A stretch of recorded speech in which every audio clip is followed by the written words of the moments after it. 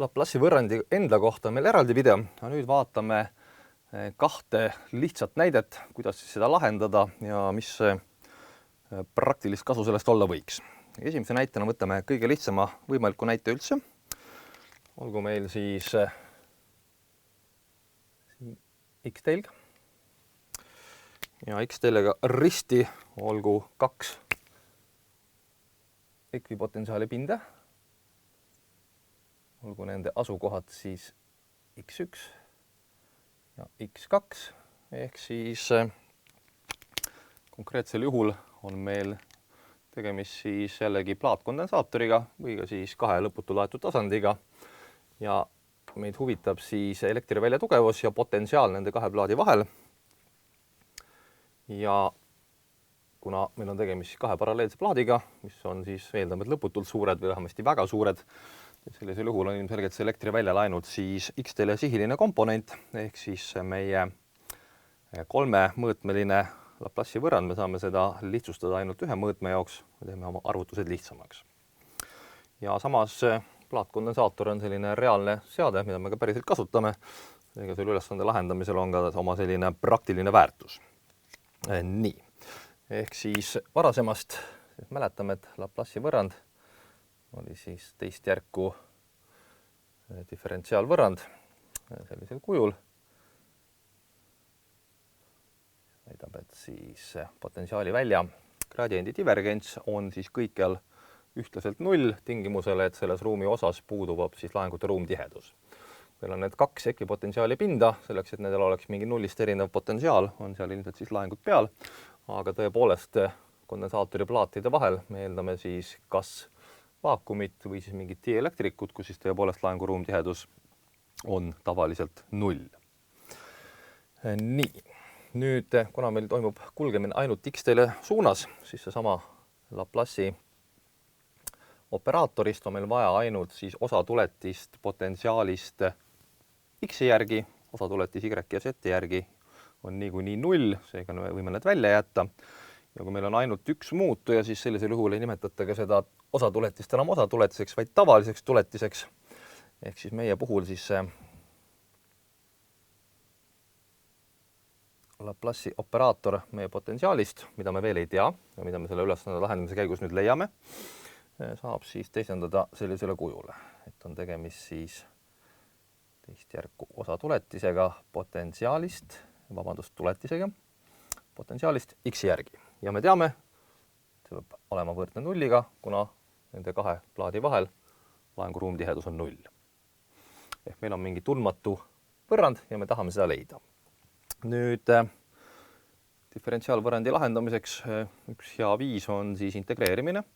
Ehk me võtame selle võrrandi mõlemast poolest integraali, siis vasakule jääb alles meil ainult ühekordne tuletis ja varsti näeme, mis siis paremale jääb. Me võtame nüüd sellest uuest võrrandist omakorda veel ühe integraali, siis vasakule jääbki järele meile see otsitav funktsioon U.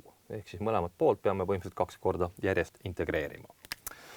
Niisiis, esimese integreerimise tulemus oleks siis selline, et vasakule jääb järele meil ainult potentsiaali tuletis X järgi ja paremale jääb meile siis integraal 0-st.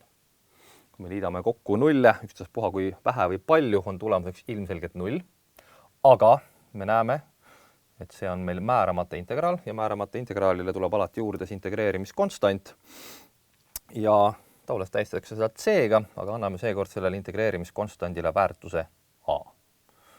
Ja võrrand ilmselgelt kehtib, eks ole, kui me võtame paremast poolest tuletise, konstandi tuletis on 0, võtame vasakust poolest tuletise, saame siis teist järku tuletise uust X järgi, eks saame tagasi selle algse võrrandi. Niisugune kiire kontroll. Nii, ja järgmise sammuna me peaksime siis uuesti võtma mõlemast poolest integraali, vasakule jääb järele nüüd seesama otsitav potentsiaal U ja paremal on meil siis määramata integraal A-st X järgi. Me teame, et konstandi integraal on siis lihtsalt integreerimismuutuja ise, ehk siis tulemuseks oleks A korda X pluss B. Ehk me teame, et nüüd nende kahe plaadi vahel on siis potentsiaal, mis sõltub asukohast lineaarselt ja võib olla juures ka veel mingisugune konstantne väärtus B. Nüüd, kuidas leida seda A-d ja B-d, see lahenduskäik meil ei ütle.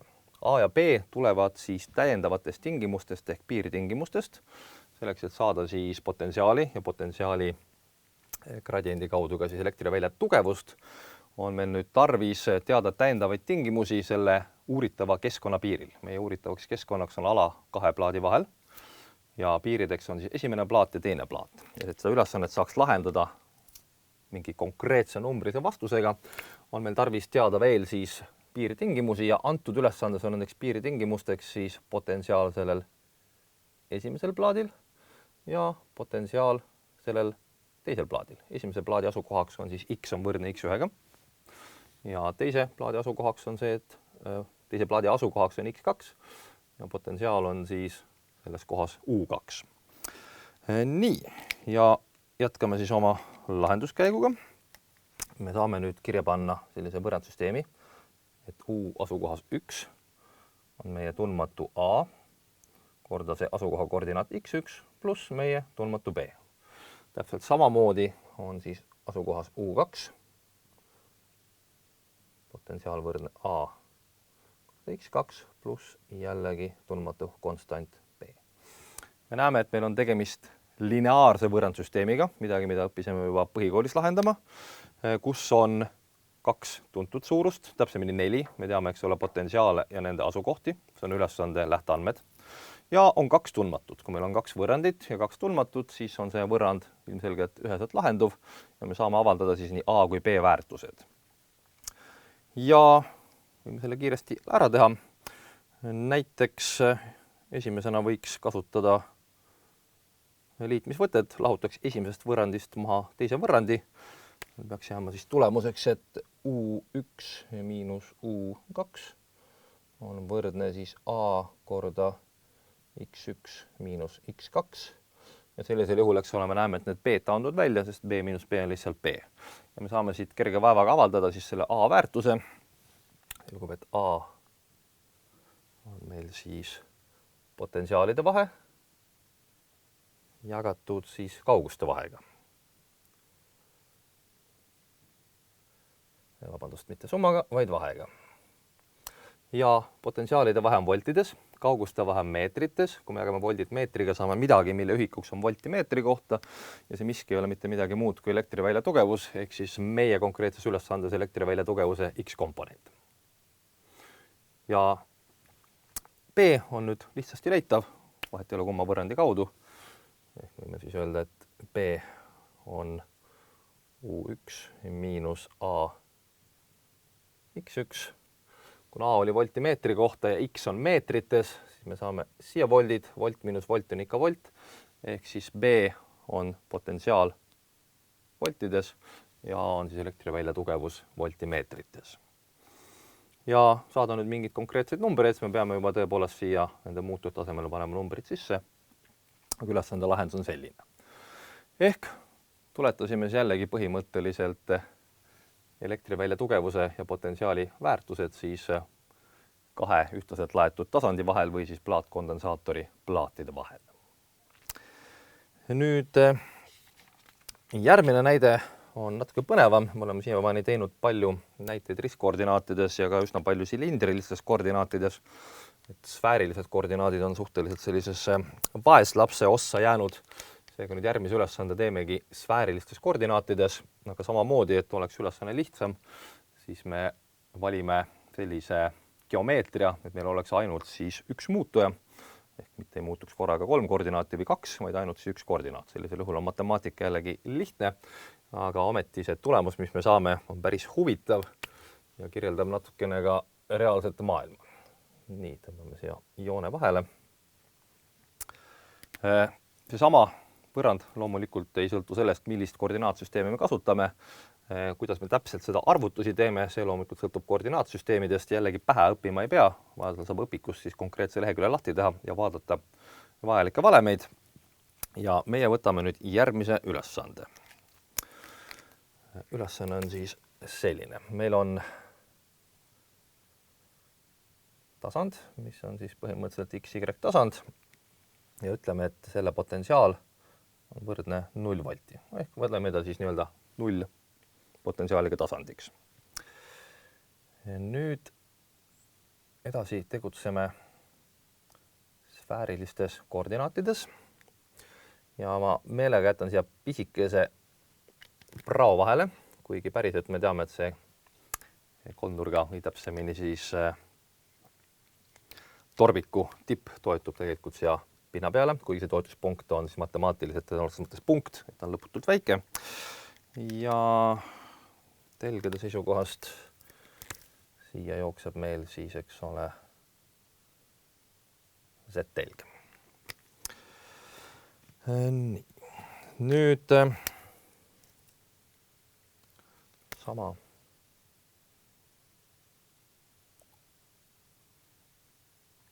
koonust iseloomustame siis nurgaga alfa. Ehk siis R ehk kaugus siit koordinaattelestiku alguspunktist võib muutuda nullist lõpmatuseni. Kui me muudame nüüd asimuuti ehk phi'd, siis vahet ei ole, kus poolt me vaatame, kui meil on tegemist sellise koonusega. Sellisel juhul on see pilt sümmeetriline, seega me võime rahulikult siin leppida kahemõõtmelise lõikega. Peame meeles pidama, et see koonus on meil siiski kolmemõõtmeline objekt. Ja elektrivälja tugevus või siis ka potentsiaali väärtus muutub meil siis vastavalt tõusunurgale theta, mida mäletatavasti mõõdetakse samuti siis Z-telest alates, ehk siis see koonus ise on fikseeritud nurgaga, theta on võrdne alfaga, aga siis see potentsiaal, eks ole, siin selle plaadi ja koonuse vahel hakkab siis sõltuma sellest tõusunurgast punktis, kus me parasjagu seda potentsiaali ja ka elektrivälja tugevus siis teada tahame. Nii, ehk siis potentsiaal meie ülesandes on ainult siis tõusunurga funktsioon. Ja jällegi, kui siin ruumis nüüd selle koonuse ja tasandi vahel ei ole siis laengud, mitte ei ole laengud, vaid puudub laengu ruumtihedus, siis sellisel juhul see Laplace'i võrrand jällegi kehtib. Ja Laplace'i võrrand siis sfäärilistes koordinaatides on pisut pikem, kui on ta ristkoordinaatides, kui on vaja, saab seda õpikust järgi vaadata. Kuna antud juhul on meil sõltuvus ainult ühes koordinaadis, siis meid jällegi ei huvita, kuidas leida siis seda teist järku osatuletist kauguse R või siis ka asimuudi phi järgi, vaid vaatame ainult siis seda osa, mis kirjeldab muutumist siis theta järgi. Ja sellisel juhul siis see meie Laplace'i võrrand näeks välja esmapilgul üsna kole. Ruut siinus theta. Nüüd jällegi, kuna meil on ainult üks muutuja, siis me osatuletise asemel kirjutame tavalise tuletise märgi, aga põhimõtteliselt võib siia panna ka osatuletise märgi. Ja see on omakorda tuletis siinus theta.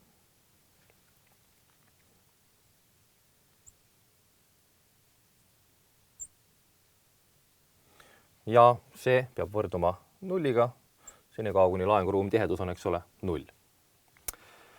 Nii, ja jällegi me ei tea seda potentsiaali. Selle ülesande lahendamise eesmärgiks ongi teada saada, et kuidas siis potentsiaal siin ruumi osas hakkab sõltuma siis tõusunurgast theta. Ja pärast potentsiaalist saame leida gradiendi, selle järgi saame teada ka, milline on elektrivälja tugevus. Jällegi, kellel aega ja huvi on, võib proovida lahendada seda ülesannet kuidagi teistmoodi, võib-olla saab kuidagi lihtsamalt, aga antud lahendus tundub päris kena. Nii. Ja mis meil siis muud üle jääb? Me peame hakkama lahendama ja jällegi on meil tegemist siis põhimõtteliselt kahe tuletisega.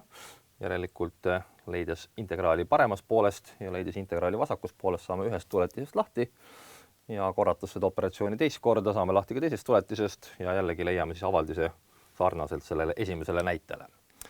Nüüd esialgu võib muret põhjustada meil see konstant siin ees, aga kui me tähele paneme, siis võrrandi parem pool on võrdne nulliga. Ja teatavasti me võime mis tahes võrrandi mõlemad poolt läbi korrutada ja jagada ühe ja sama nullist erineva suurusega, nagu näiteks sellega. Ehk siis jagame vasaku poole läbi, üks jagatud R-ruut siinus thetaga ja parema poole läbi ja me näeme oma suureks kergenduseks, et me saame sellest osast siin lahti. Ja järgib vasakule natukene lühem avaldis.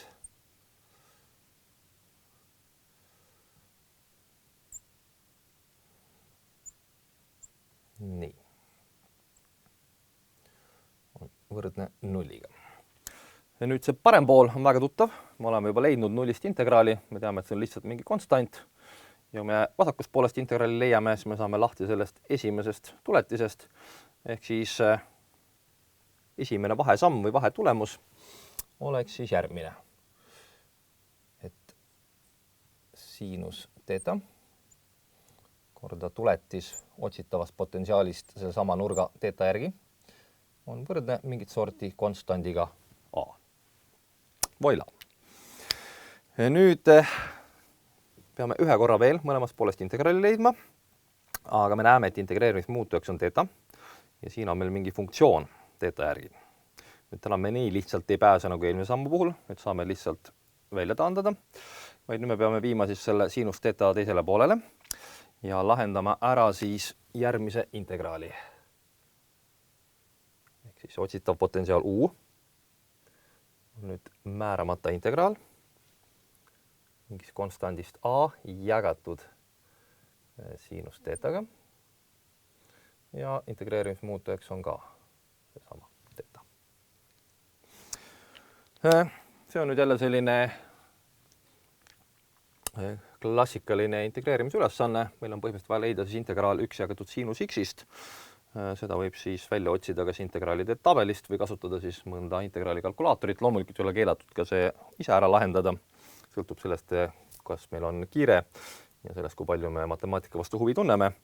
Aga praeguse aja kokkuvõttu või kokkuhoiu mõttes me saame öelda, et see lahendus on järgmine. See on siis A, kuna see on konstant, läheb niikuinii integraali märgi ette, korda naturaallogaritm, absoluutväärtus,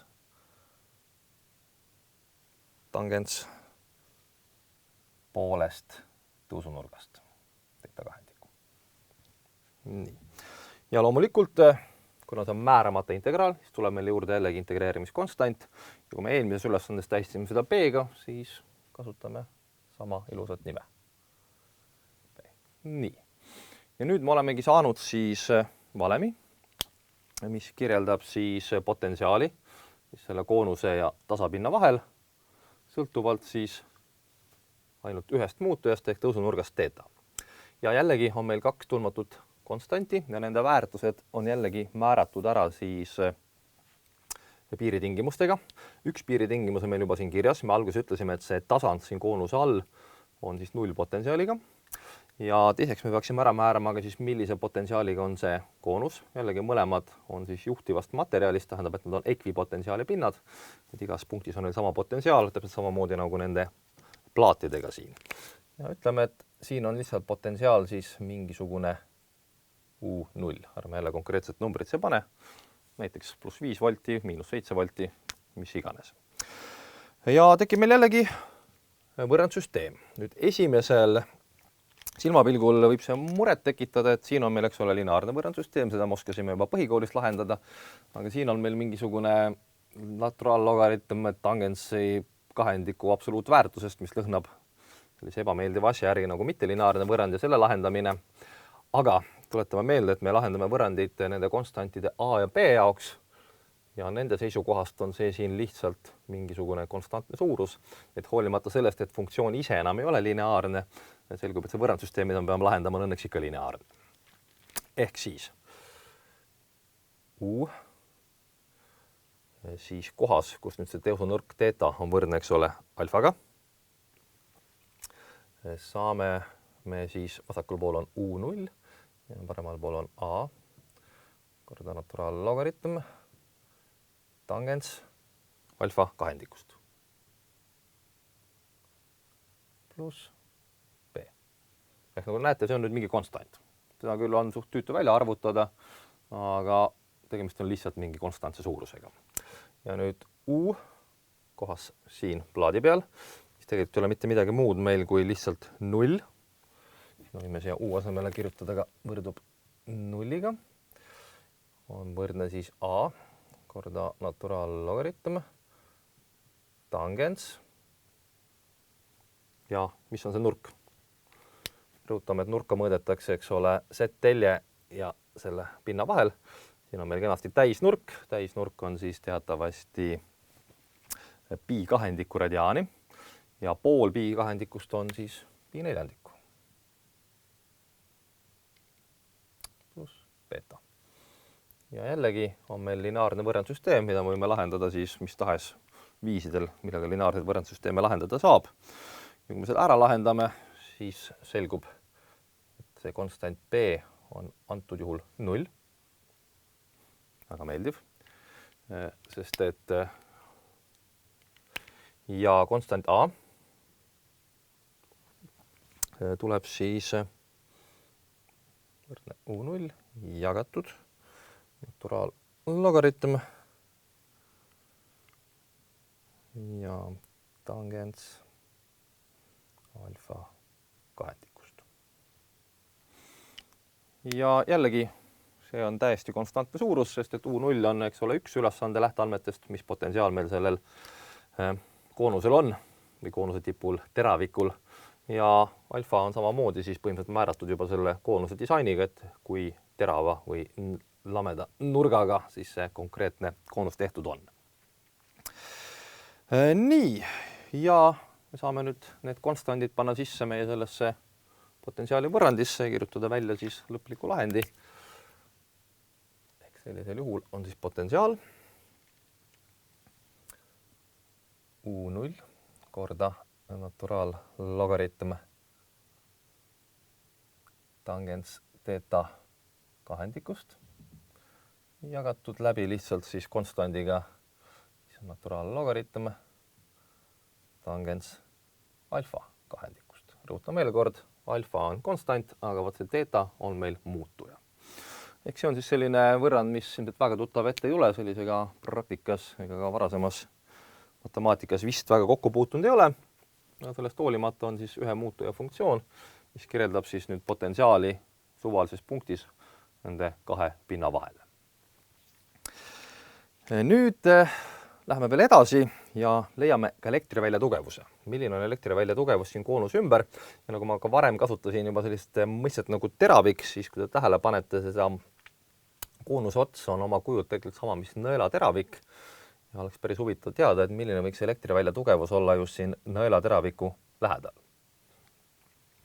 Seega, tuletame meelde, et elektrivälja tugevus ei olnud mitte midagi muud kui potentsiaali gradiendi vastandväärtus. Ja jällegi, kuna meie potentsiaal sõltub ainult ühest argumendist, siis me seda gradienti arvutades saame ainult ühe elektrivälja komponendi. Ülejäänud kaks tulevad nullid ja gradiendi arvutamine siis sfäärilistes koordinaatides just tõusunurga theta järgi on siis järgmine. -1 jagatud R-iga ja tuletis potentsiaalist siis selle tõusunurga theta järgi ja loomulikult on ta siis ka vastava ühikvektori sihiline. Nii. Nüüd võrrand siin tundub päris kole, aga jällegi rõhutame, et see U0 jagatud logaritm absoluutväärtus tangens alfa kahendikust on lihtsalt konstant, seda me saame tuletise arvutamisel tuua tuletise märgi ette. Tegelik tuletis, mida me peame leidma, on siis selline. Ja mis see meil siis oleks? Esiteks siis naturaallogaritmi tuletis on lihtsalt 1 jagatud naturaallogaritmi argumendiga, milleks antud juhul on meil tangens theta kahendikku. Ja tangentsi tuletis on 1 jagatud koosinus ruut tangentsi argumendist ja kolmandaks on meil siis lihtsalt theta kahendiku tuletis, mis on lihtsalt 1 kahendik. Ehk siin tuleb kasutada seda ahela reeglit. Kõigepealt siis naturaallogaritmist tangens theta kahendiku järgi tuletis korrutatuna tuletis tangentsist theta kahendiku järgi korrutatuna siis theta kahendikust tuletis theta järgi. Ehk kui see kõik pikk jutt natuke konkreetsemalt kirja panna ja võttes arvesse ka seda -1 jagatud R-iga, siis see tulemus oleks miinus U0 jagatud R korda ln tangens alfa kahendikku korda siis 1 jagatud tangens theta kahendikust korda 1 jagatud koosinus ruut teeta kahendikust korda 1/2. Nii, oleks päris vahva, kui 1,2 saaksid välja taandada. Nii. Mida me saame välja taandada, on see, et tangens ei ole tegelikult mitte midagi muud kui siinus jagatud koosinusega. Siinus jagatud koosinusega korda koosinusruut on sama, mis siinus korda koosinus. Ehk see osa siin on tegelikult siis sama, mis siinus teeta kahendikku korda koosinus teeta kahendikku, mis võib-olla esimesel silmapilgul ei tundu kõige mõnusam tulemus, aga siin saab meile tuletada keskkoolist tuttavaid trigonomeetria valemeid. Nimelt siinus alfa korda koosinus alfa oli võrdne siis 1/2 siinus 2 korda alfat. Ehk see on meil kokku omakorda 1/2 korda siinus teeta. Ja me näeme, et see 1/2 siin ja 1/2 siin, üks on lugejas, teine nimetas, taanduvad ka kenasti välja. Nii et kogu see hirmus pikk joru siin ei ole tegelikult mitte midagi muud kui lihtsalt 1 jagatud siinus teetaga. Ehk siis meie elektrivälja tugevuse tõusunurga sihineline komponent on siis miinus U0 jagatud, kõigepealt selle konstandi tooksin välja, ja R korda siinus teeta. Nii.